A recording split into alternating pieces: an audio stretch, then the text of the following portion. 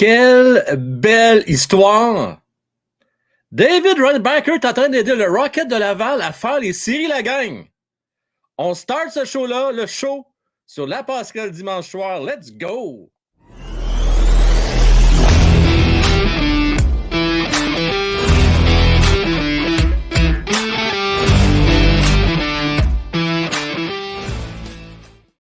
Écoutez, c'est quasiment un conte de fées, cette histoire-là.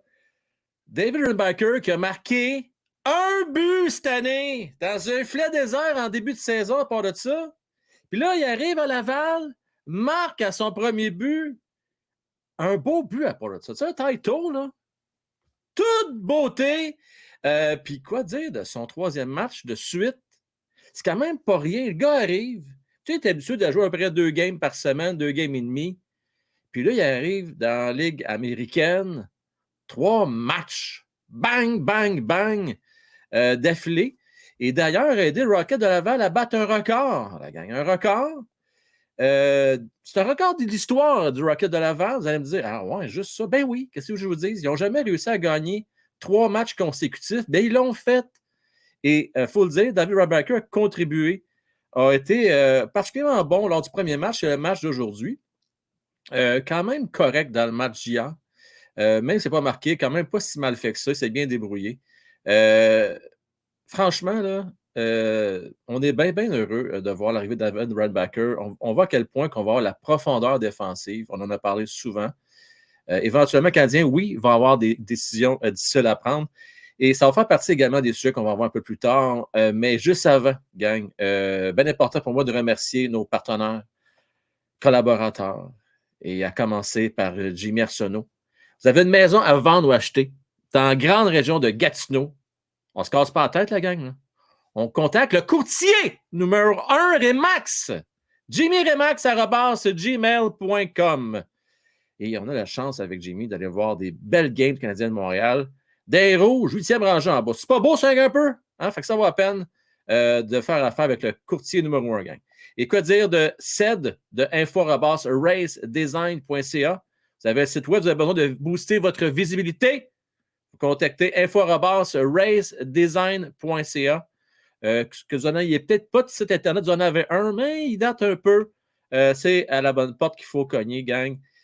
Et vous voulez me supporter, vous voulez le voir en direct comme ceux qui sont là présentement, soit via Patreon ou YouTube, bien, vous pouvez vous abonner à mon Patreon ou le faire aussi via Buy Me a Coffee en me supportant. Un petit café, gang, ça fait toujours plaisir.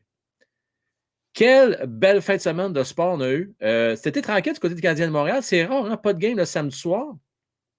Par contre, je ne sais pas s'il y en a parmi vous qui ont eu la chance de voir ça. Ce n'est pas facile à pouvoir trouver. Mais il y avait des matchs Rocket en fin de semaine et on va en parler, c'est clair. Mais avant, je veux vous saluer. Je veux saluer Crooks qui est là. Bonsoir! Salut également Pichu Casino qui est bien content. Hein, ça va être rendu le surnom de David Runbacker pour faire un jeu de mots avec le popcorn Orville Runbacker. Pas tout à fait de même, ça s'appelle, mais bon, hein, on se comprend. Ça sonne pareil, mettons. Salutations à Tron également. Salutations à Mario Boudreau. Let's go! Mon cher Mario. Salutations aussi à Canadien 10, à Julien-André Panier, Sébastien Sweeney, ainsi que Nat Lafont. Gang, on a dépassé les 1000 shows. C'est pas rien. D'ailleurs, je pense que ça mérite des confettis, ça. Hein? Ah, Nat, qu'est-ce que t'en penses? On fait-tu des confettis? Bien, certainement. Certainement, on a dépassé les 1000 shows. 1000 shows, on doit préciser, accessible à tous, mais au total, Nat, imagine-toi donc qu'on a atteint déjà 1270 shows. Fait que ceux qui se posent la question, ça donne quoi d'être membre? Ben, c'est 270 shows de plus, gang. C'est 25% de shows de plus. C'est pas beau, ça, un peu? Donc, merci à vous tous d'avoir été de fidèles auditeurs, viewers. Merci et on se souhaite encore bien des 1000 shows, Nat.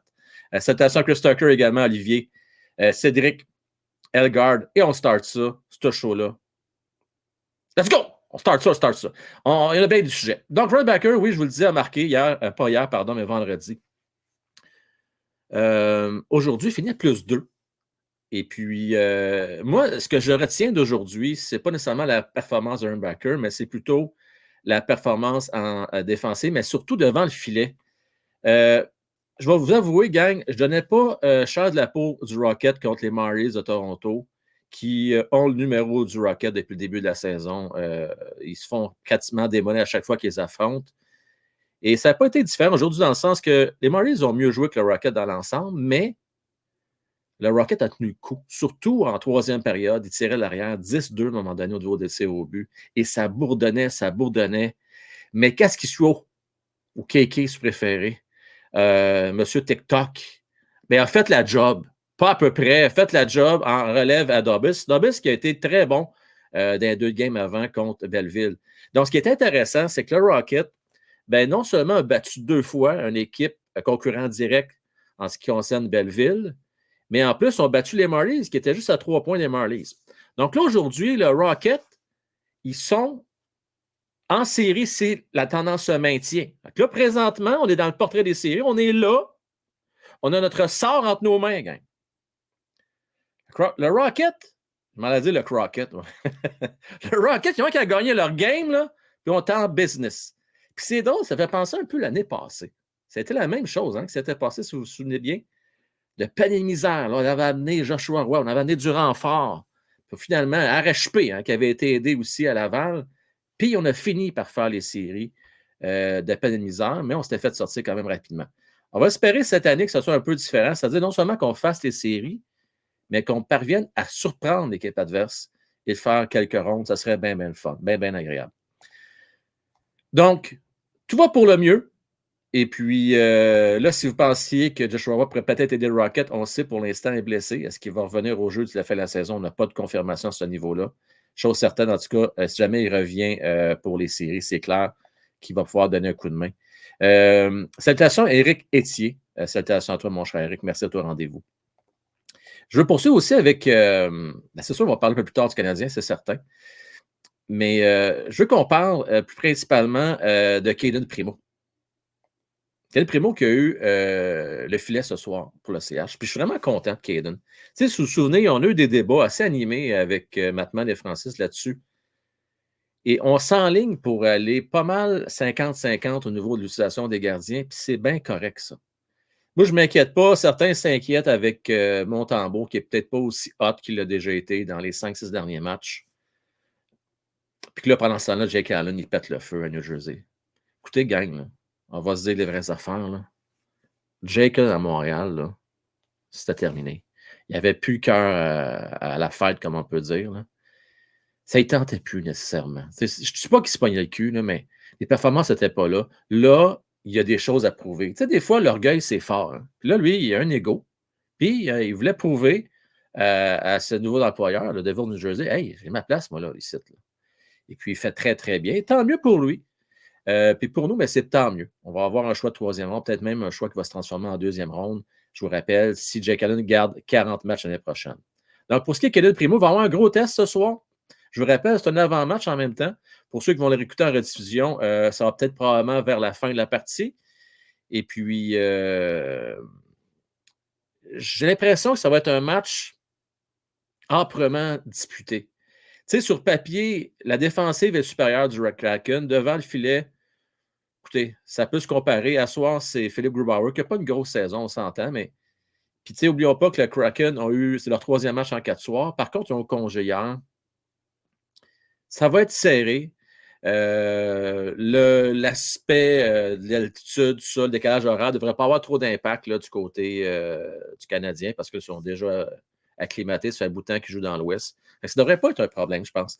Tu sais, du côté du Kraken, ils ont 7 défaites de suite. C'est drôle, hein? On dirait que c'est la 3e fois au moins que ça arrive, le Canadien, cette année, qu'on joue contre une équipe qui en arrache. On se rappelle en début de saison, contre les Sharks de San Jose, ça n'avait pas été nécessairement facile. Les Canadiens avaient échappé cette game-là. C'était même quasiment, pas quasiment, c'était gênant.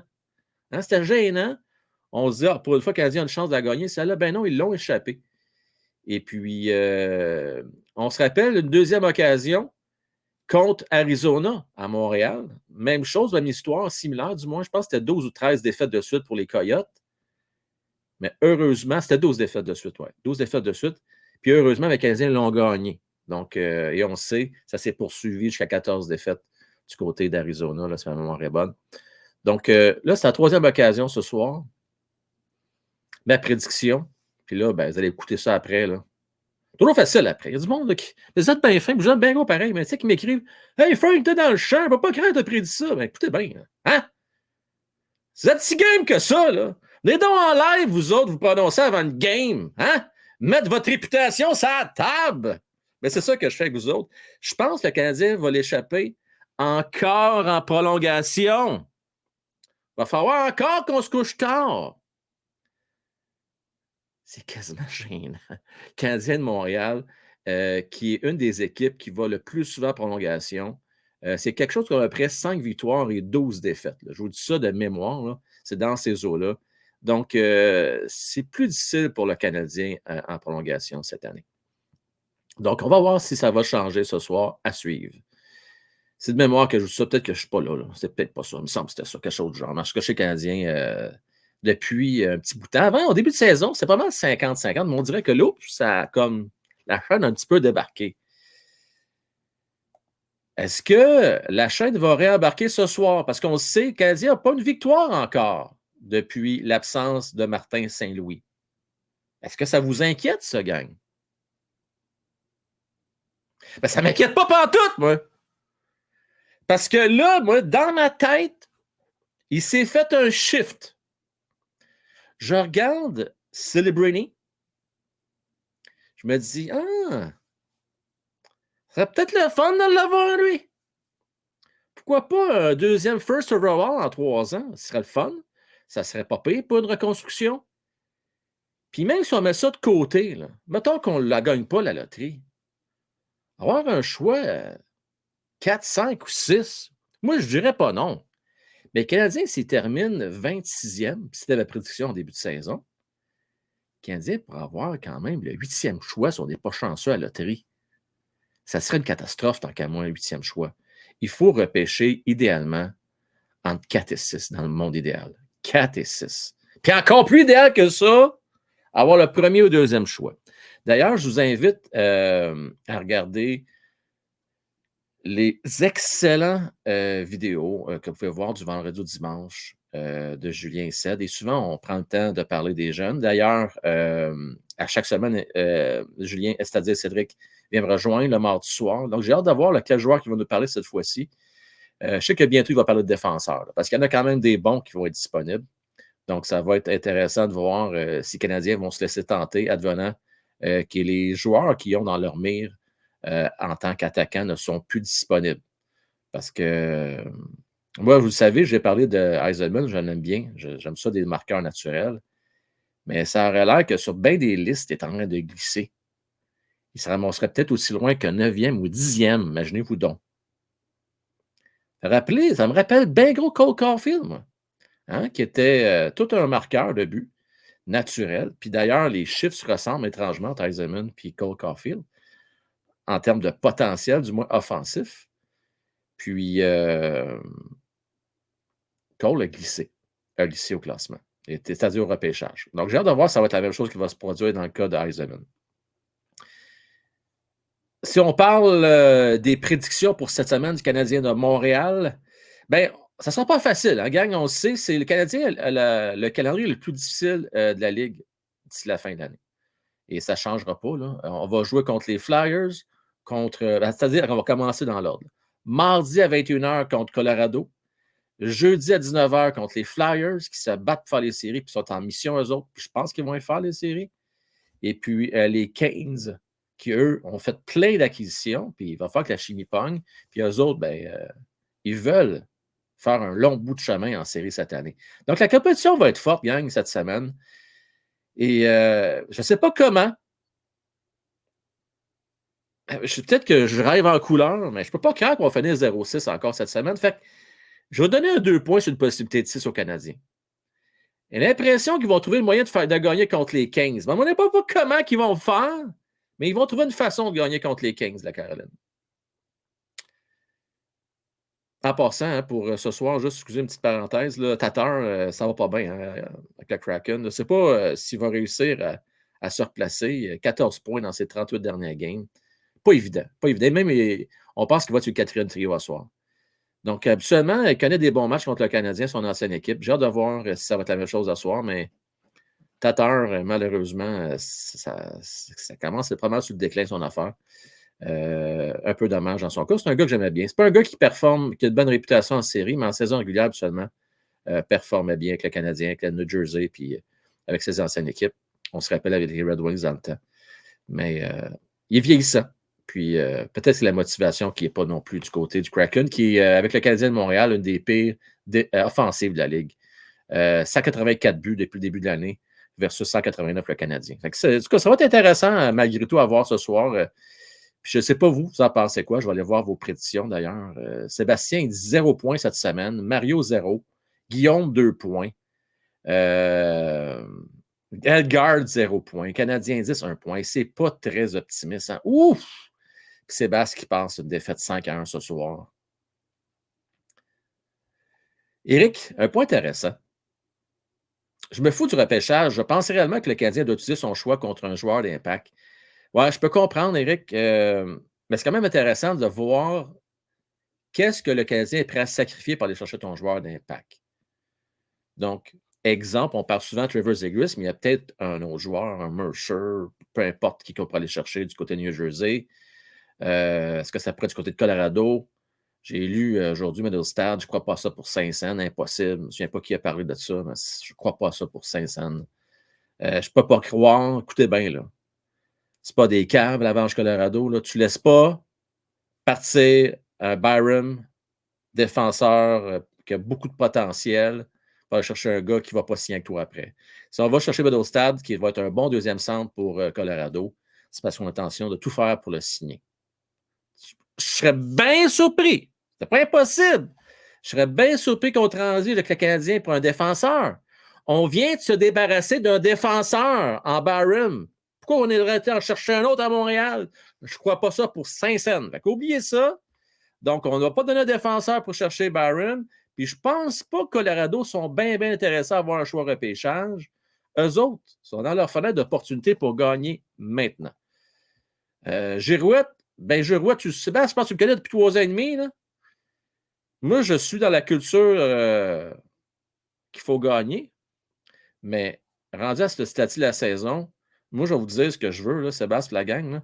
Moi, je veux juste que le Canadien performe bien. Puis là, je parle principalement des jeunes joueurs, le futur du CH.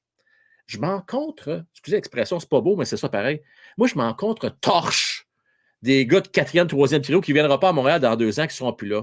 Tu sais, des Armia, des Pearson, des Gallagher, puis des Josh Anderson. Moi, ça, je m'en fous. Moi, ce que je veux, là, ce qui est important, c'est que le premier trio continue à produire. Et jusqu'à là, on ne peut pas se plaindre, ils font bien. Je veux que Newhook nous montre ce qu'il y a dans le corps, puis il est capable d'être vraiment un deuxième centre dans les nationales de hockey, ou du moins peut-être un 3e centre éventuellement avec le retour de Dax, ça c'est à suivre. Puis, je vais voir notre jeune défensive là. Je vais voir Herbert Jacquet continuer à s'améliorer. Je vais voir Goulet. Goulet, je suis un peu sur mon appétit. Moi, je trouve pas qu'il s'améliore tant que ça cette année. Correct, mais je m'attends à plus de lui.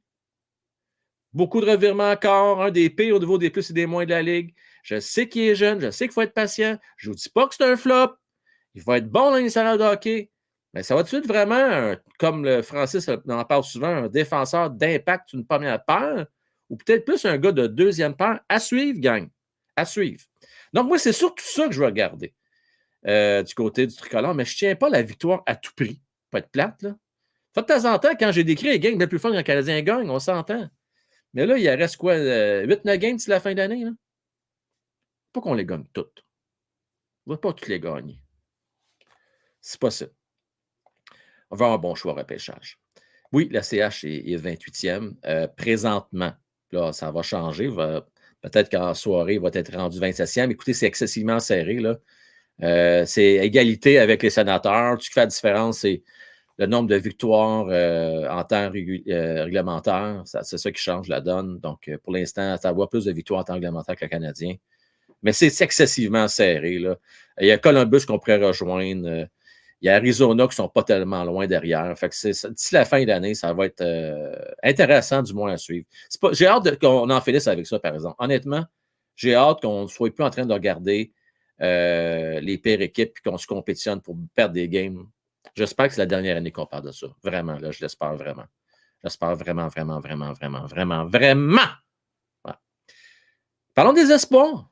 On a parlé de Ryan tantôt, qui a très, très bien fait dans ces 3 matchs avec le Rocket de Laval.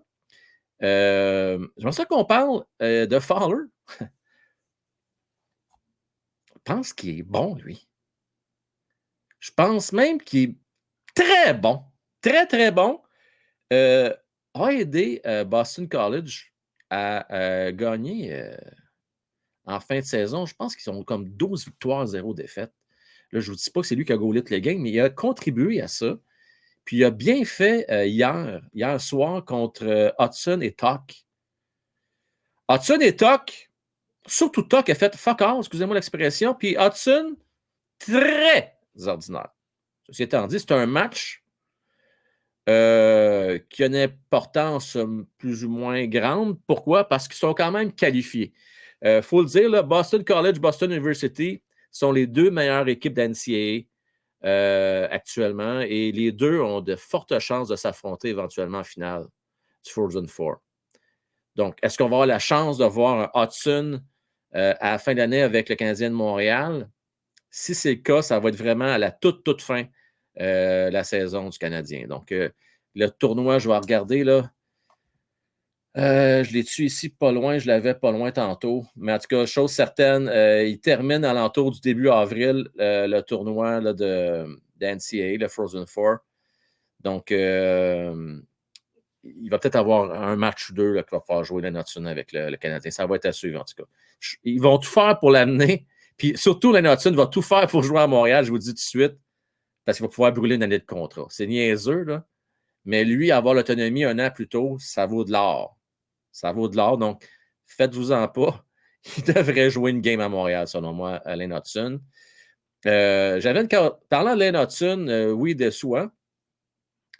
Mais il y a une bonne équipe aussi en avant de lui là-bas. Là, donc, c'est peut-être normal qu'il sorte un petit peu moins du lot, mais c'est un très bon joueur de hockey. On va l'aimer, gang, là, pour vrai. Quand même qu'il soit juste un. Mettons que c'est un Torrey Krug. Mettons que c'est juste ça. Mais Torrey Krug, là, c'est plus que. C'est à peu près quoi? 0,6 points par match en carrière. C'est quand même pas mauvais, gang, là. Mais quand même que ce soit juste 50 points par game, Lane Hudson, ben, je vais y prendre ces 50 points-là, moi. Tu sais, ça sera peut-être pas 1 point par match, ça sera peut-être pas un marqueur, Fox. Je vais le prendre quand même. Mais on a la certitude, à mon avis, d'avoir vraiment un gars qui va faire sa carrière à la nationale de hockey. Maintenant, on va le situer où? C'est juste l'avenir qui va nous dire parce que c'est très difficile. C'est très difficile de pouvoir se prononcer aujourd'hui comment il va se comporter contre des hommes. Mais il y a une chose certaine, j'en parle avec Mario aujourd'hui, le hockey a changé. Il n'y a plus le même aspect physique, disons qu'il est moins important. Je ne dis pas qu'il ne l'est plus, moins important. Du moins en saison régulière. Mario avait un bon point, il parlait des séries éliminatoires. C'est vrai qu'en série, on est plus tolérant du côté des officiels, mais en saison régulière, Lane Hudson va contribuer grandement au succès du Canadien. Puis moi, je vais toujours répéter la même affaire. Tu as besoin de 2 types de joueurs. Les joueurs qui vont t'amener en série et tu as besoin de joueurs qui vont te faire gagner en série. Avec la défensive qu'on a à Montréal, puis l'avenir qui s'annonce très prometteur, là, si on garde des Goulet, si on garde des Mailloux, si on garde des Randbacker avec le Canadien et des Jacky, excusez-moi, pardon, là, ça va faire mal passer. Puis là, Trouble, je ne sais pas, il va être encore là, tu sais, on est quand même assez robuste, c'est ça mon point du côté défensif. Fait quand même qu'on en a un, ça gagne, un C6, partant du tricolore, qui soit un peu plus petit. Moi, je suis correct avec ça. Je suis bien, bien correct avec ça. Pour ce qui est Tuck, c'est difficile. Je sais que Ced et Julien nous en parlent assez souvent. Eux autres pensent que Tuck a le potentiel d'être un jour un gars de 3e, 4e tour avec le Canadien sur une base régulière. Donc, j'ai hâte de voir ça. C'est un gars qui a du grit, qui a un bon physique, qui va amener, qui peut aider le Canadien de Montréal donc, dans le futur. Donc, j'ai hâte de voir ça. Mais on va être patient dans son cas. On va laisser continuer à se développer. Il faut le dire, là, du côté de l'équipe de Boston College, là, celui qui, présentement, là, qui torche pas à peu près, c'est Will Smith. Est exceptionnel. C'est tellement dommage. Je suis convaincu que le Canadien aurait bien voulu aller le repêcher l'année passée. On se rappelle, c'était le 4e choix total. Le Canadien a choisi 5e linebacker. Je ne sais pas ce que ça aurait pu coûter pour aller l'avoir, lui-là. Là. Des fois, juste de faire un switch de joueur, juste ça. Là. Colin qui nous a aidé, lui. Je pense qu'il va être vraiment bon. Il va être très, très bon. À suivre, en tout cas. Silverberny, il a marqué à la fin de la game hier, en passant, là, du côté de l'équipe du Boston University, qui va être définitivement le premier choix total cette année. Il n'y a pas de doute à se poser. Excellent. Très bon joueur de hockey. Mais ça arrive, gang. En même temps, il ne faut pas se fier juste à un petit match non plus. Il faut prendre ça aussi avec un petit grain de sel. À l'horaire, cette semaine, ben écoutez, on va avoir le forum comme d'habitude demain. Bien hâte, on va revenir sur le match d'aujourd'hui, le match de ce soir. Canadien Kraken, en compagnie de Mattman et Francis. On va parler de la performance de Rainbacker, du Rocket de Laval, bien entendu. On parlait de l'absence de Martin Saint-Louis. Est-ce que ça peut retarder le développement? Tu fais commencer déjà à y penser. Est-ce que ça va retarder le développement des jeunes? Parce qu'on sait que des qualités premières de Martin Saint-Louis, c'est d'amener les gars à jouer leur game dans le game. Tu sais, leur fameuse game, là, je pense qu'ils jouent un peu moins leur game présentement, les gars à Montréal. Ils sont peut-être un peu plus perdus comme dans un jeu de quilles. Malgré qu'ils ont quand même réussi à resserrer le jeu la dernière game, là, c'était quand même mieux, on va se le dire. C'était moins gênant que les 2 autres games avant. Mais quand même, tu sais, je vais vous dire tout de suite, je pense qu'il va manquer au Canadien. J'espère qu'il ne va pas manquer la saison au complet. Mais on sait, il s'occupe de son fils, son plus jeune, puis c'est la priorité actuellement du côté de Martin Saint-Louis. Puis on peut le comprendre.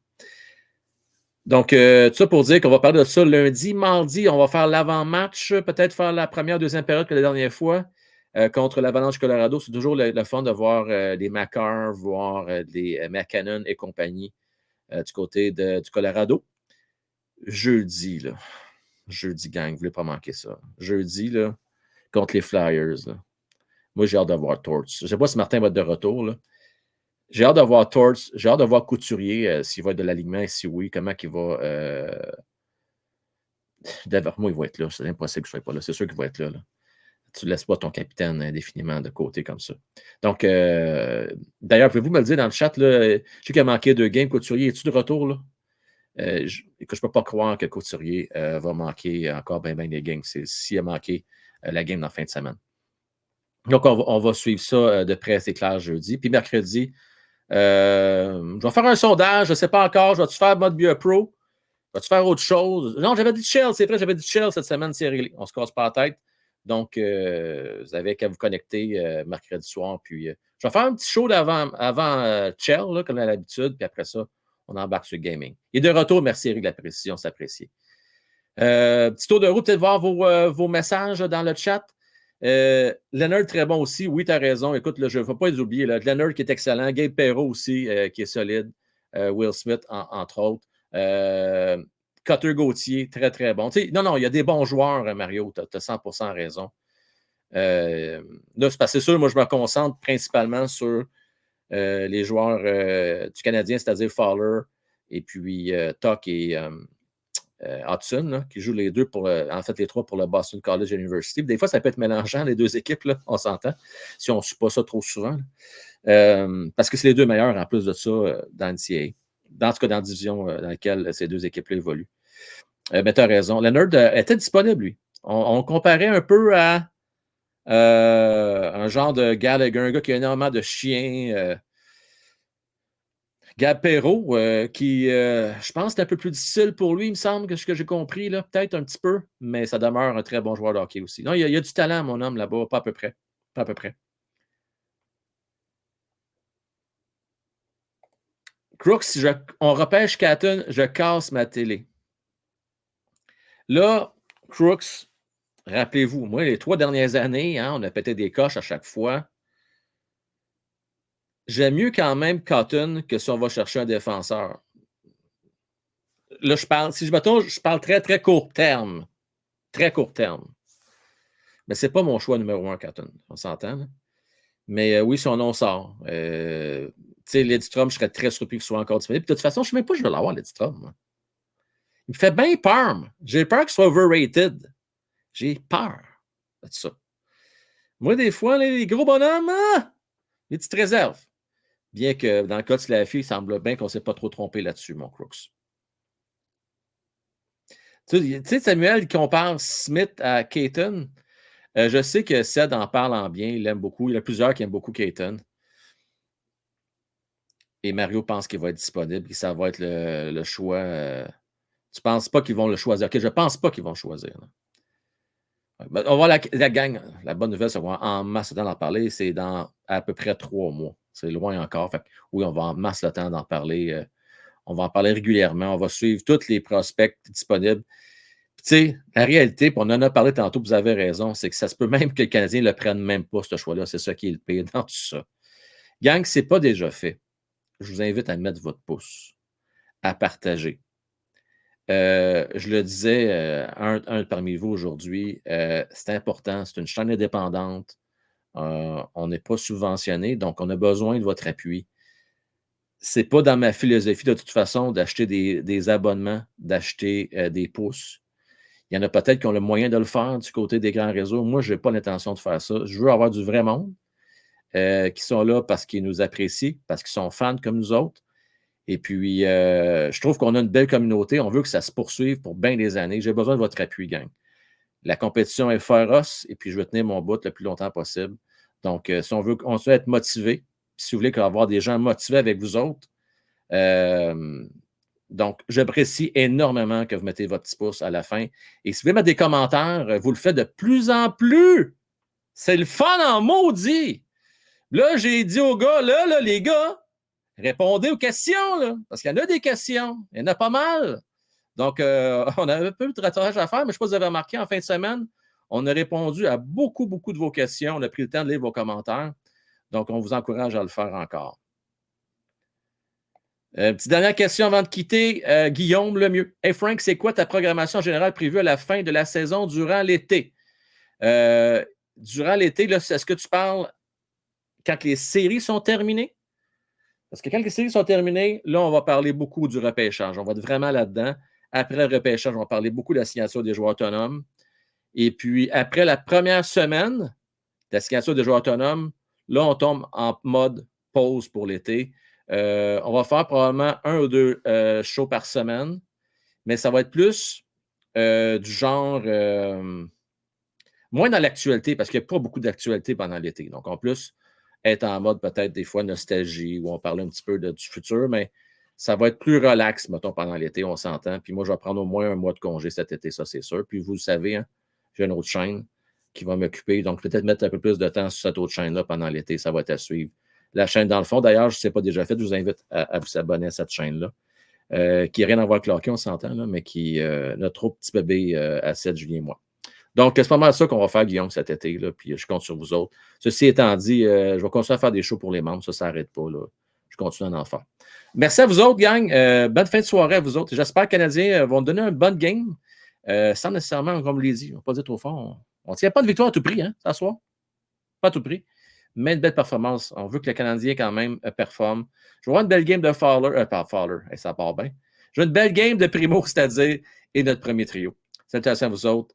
Et puis, à demain, 20h pour les membres de l'Âge Président et Plus et à 20h35 pour toutes les autres. Ciao, bye!